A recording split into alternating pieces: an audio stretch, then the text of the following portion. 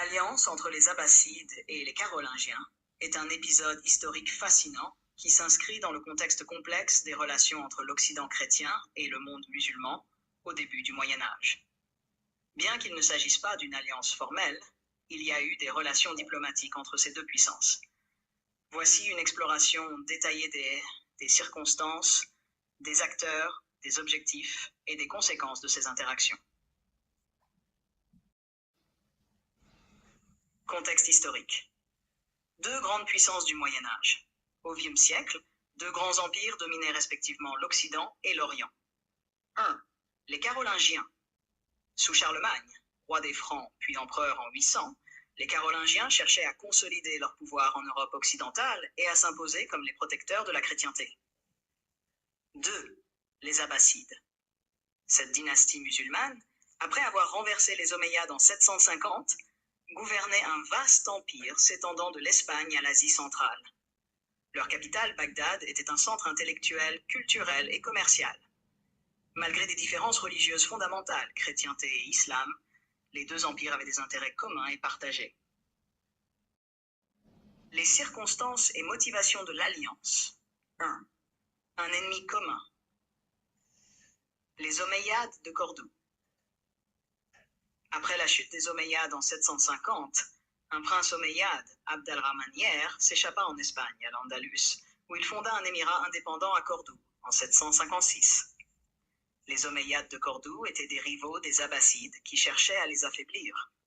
Or, les Omeyyades étaient également en conflit avec les Carolingiens, notamment en raison des incursions musulmanes dans le sud de la France au début du XVIIIe siècle.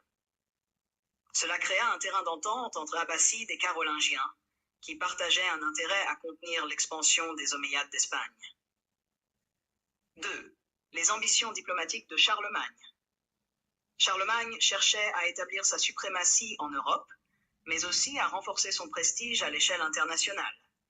Établir des relations diplomatiques avec les Abbassides pouvait accroître son statut face à Byzance, alors rival des Francs en Méditerranée. 3. Les intérêts commerciaux. Les routes commerciales entre l'Europe et l'Orient passaient par des territoires contrôlés par les Abbassides. Une entente diplomatique facilitait les échanges de biens de luxe, épices, soie, etc., qui étaient très prisés en Europe. Les acteurs clés. 1. Charlemagne, 742-814, roi des Francs, 768-814, et empereur d'Occident, 800-814. Il chercha à étendre son influence en Europe et à établir des relations diplomatiques avec d'autres grandes puissances. 2. Haroun al-Rachid, 763-809, cinquième calife abbasside, 786-809, célèbre pour son règne marqué par la prospérité culturelle et économique. Il gouvernait depuis Bagdad et entretenait des relations diplomatiques avec plusieurs puissances. Émissaires et intermédiaires. Des ambassadeurs furent envoyés entre les deux cours. Ces missions diplomatiques jouèrent un rôle clé dans l'établissement de cette alliance. Les échanges diplomatiques entre Carolingiens et Abbassides. En 797, Charlemagne envoya des ambassadeurs à Bagdad pour établir un dialogue avec Haroun al-Rachid. Ces échanges marquèrent le début des relations diplomatiques formelles entre les deux empires.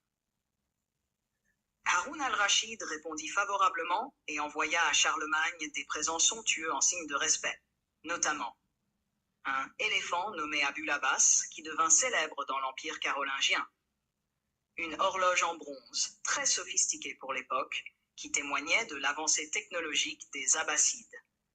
Ces présents avaient une valeur symbolique.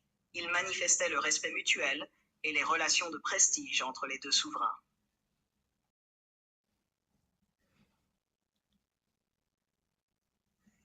Les buts visés par cette alliance. Affaiblir les Omeyyades de Cordoue. Les deux puissances partageaient un ennemi commun, ce qui constituait une raison pratique pour maintenir de bonnes relations.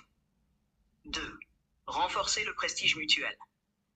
Pour Charlemagne, entretenir des relations avec le calife abbasside renforçait son image d'empereur universel, capable de dialoguer avec des puissances non chrétiennes.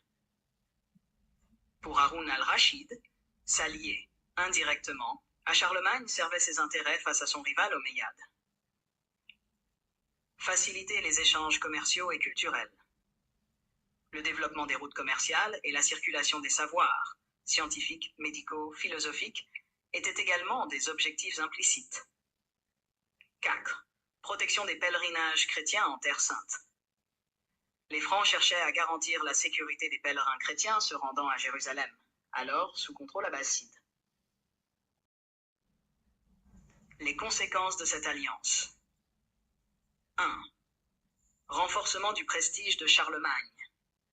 Les relations avec Haroun al-Rachid consolidèrent l'image de Charlemagne comme un souverain universel capable de traiter avec des puissances extérieures à l'Europe chrétienne. Cela contribua à son couronnement en tant qu'empereur par le pape Léon XIII en 800. 2. Échanges culturels et technologiques. Les relations diplomatiques facilitèrent l'introduction en Europe de technologies orientales, comme les horloges mécaniques, ainsi que des idées scientifiques et philosophiques venues du monde islamique. 3. Affaiblissement des Omeyyades. Bien que l'alliance n'ait pas conduit à des actions militaires conjointes, elle renforça les pressions exercées sur l'émirat de Cordoue.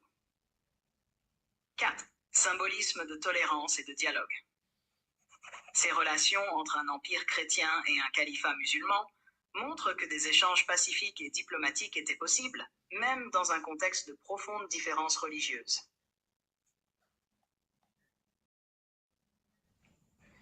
Hostilités et limites de l'alliance. Cette alliance resta limitée à des relations diplomatiques ponctuelles et ne conduisit jamais à des actions militaires ou politiques concrètes. Les divisions religieuses profondes, chrétienté versus islam, rendaient une véritable alliance stratégique impossible. La rivalité entre les Carolingiens et l'Empire byzantin, chrétien, compliquait également le rôle de médiation des Abbassides, qui avaient aussi des relations avec Byzance. Conclusion. L'alliance entre les Abbassides et les Carolingiens, bien que pragmatique et limitée, constitue un exemple frappant de diplomatie interculturelle au Moyen-Âge. Elle montre comment des intérêts communs, comme le commerce ou la lutte contre des ennemis partagés, pouvaient transcender les différences religieuses et culturelles. Cette relation a non seulement renforcé les deux empires dans leurs contextes respectifs, mais a également ouvert la voie à des échanges culturels qui ont influencé durablement l'Europe médiévale.